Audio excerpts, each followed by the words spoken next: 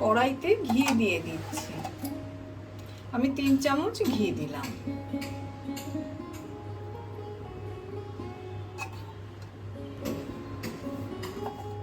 এদিকে ঘিটা আমাদের গরম হয়ে গেছে। আমি কাজু আর কিশমিশটাকে প্রথমে ভেজে নেব।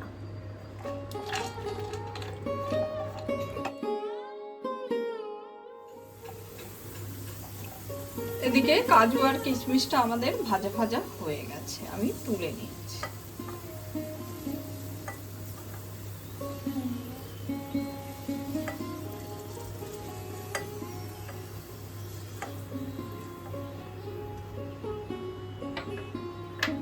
ওই ঘিয়েতেই আমরা সেমাইটাকে ভেজে নেব।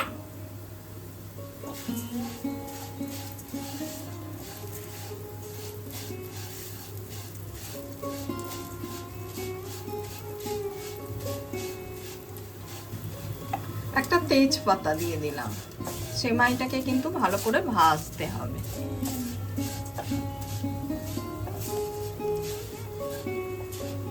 এদিকে সেমাইটা আমার খুব ভালো করে ভাজা হয়ে গেছে। এবার আমি দুধ ঢেলে দিচ্ছি।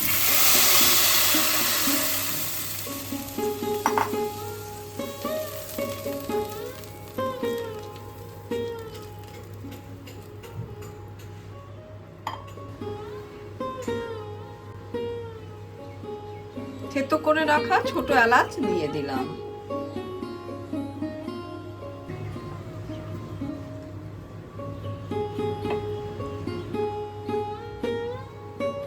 এবার আমি ভিজিয়ে রাখা সাবুদানা দিয়ে দিচ্ছি। বড় সাবুদানাটা দিলাম।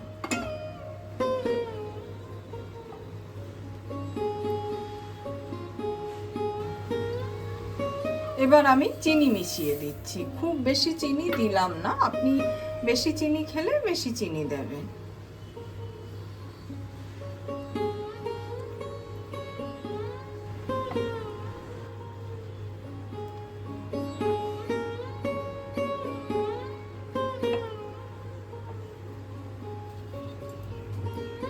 এবার আমি গ্রেট করা খোয়া ক্ষীর দিয়ে দিচ্ছি। আপনার ইচ্ছে হলে পাউডার দুধও দিতে পারেন।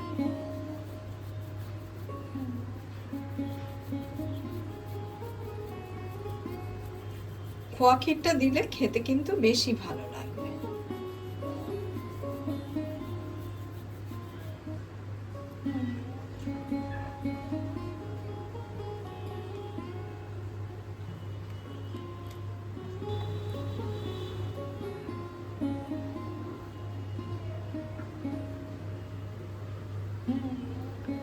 সাবুটাও দেখুন কি সুন্দর মতির দানার মতো হয়ে গেছে। এটা যদি আমরা আগে থেকে সেদ্ধ করে রাখতাম তাহলে কিন্তু এই মতির দানার মতো ব্যাপারটা আসতো না। আমরা 1 চামচ গোলাপ জল দিয়ে দিচ্ছি।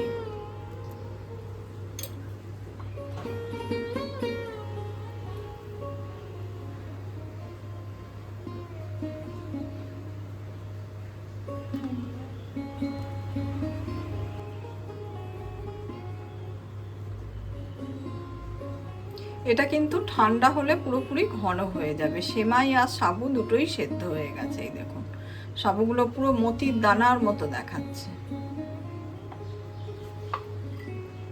এবার আমরা উপর থেকে কাজু বাদাম আর কিশমিশটা দিয়ে দিচ্ছি।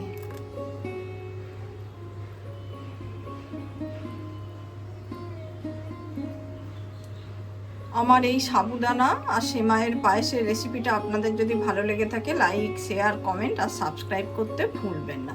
এটা কিন্তু গ্রীষ্মকালে পেটটাকে ঠান্ডা করে। ঠান্ডা ঠান্ডা পরিবেশন করবেন, তাহলে খেতে ভীষণ ভালো লাগবে। এটা পুরোপুরি হয়ে গেছে।